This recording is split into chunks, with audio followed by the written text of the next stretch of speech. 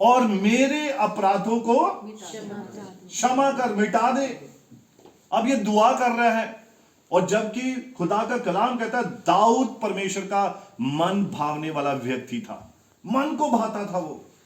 जैसे होता है किसी हमारा कोई बच्चा आता है बड़ा, हमें उसके ऊपर लाड़ प्यार आता है, हम बड़ा उसे करते, वैसे ही दाऊद खुदा की निगाह में था।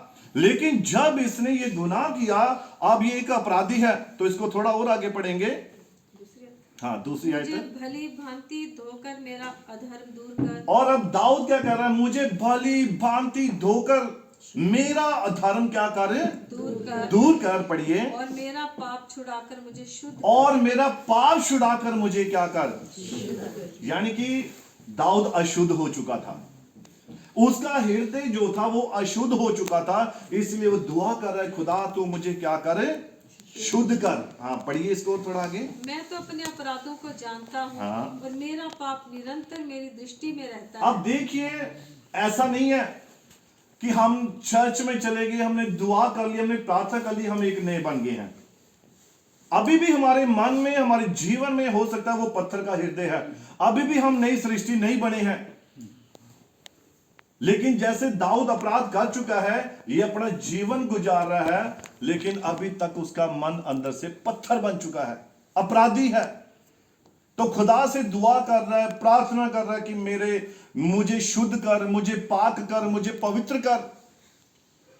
थोड़ा और पढ़ेंगे सिस्टर इसको।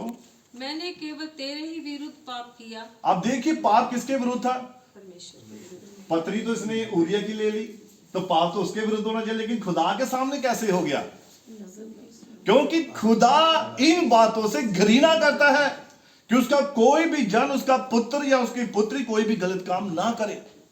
खुदा इस बात से घृणा करता है, और अत्यंत घृणा करता है, थोड़ी नहीं, भयंकर घृणा करता है इस बात से। खुदा वो नहीं चाहता कि उसके बेटे और उसकी बेटियां अशुद्ध हों। तो इसलिए दाऊद यहां पर क्या कह रहा है, थोड़ा उसको पढ़ेंगे।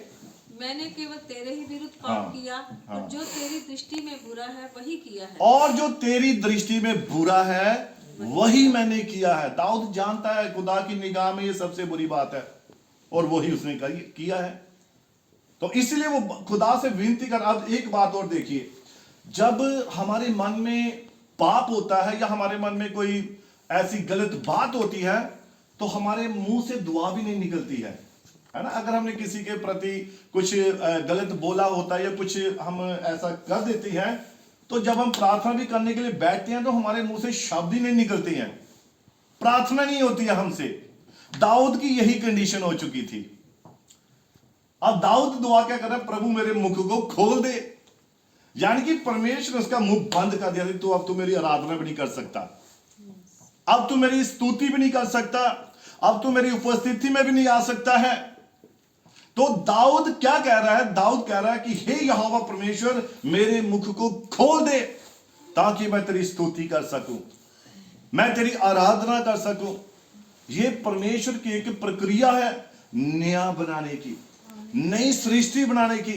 परमेश्वर चाहता है कि अगर उसके बेटे, उसके बेटियां उसके पास आए, तो पहले अपने पत्थर के हृदय को निकालें, और मैं तुम्हें एक मांस का हृदय दूंगा। और जब मांस का हृदय अंदर आ जाएगा, तब हम मसीह में नई सृष्टि हैं, तब हम मसीह में एक नई हमारी जिंदगी है। तब हम कह सकते हैं कि अब मैं प्रभु में नई सृष्टि हूं।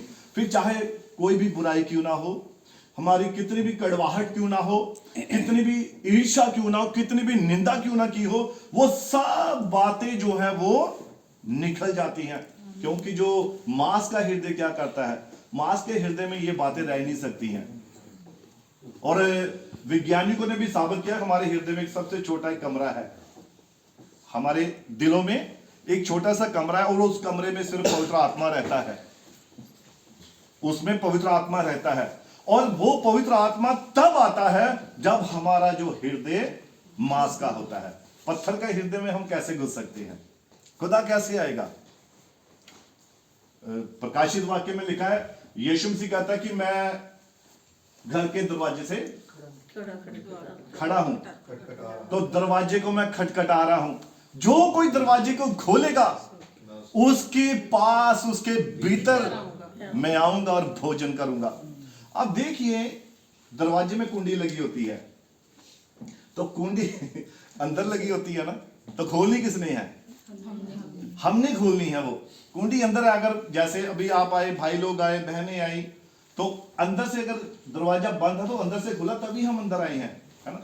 अगर कुंडी लगी रहती तो कैसे अंदर आते? आज मसीह की यही कंडीशन हमने कर दी है। आज मसीह हमारे हृदयों से बाहर है और वो खड़ा है और खटखटा रहा है, कब कब मुझे अंदर आने दोगे?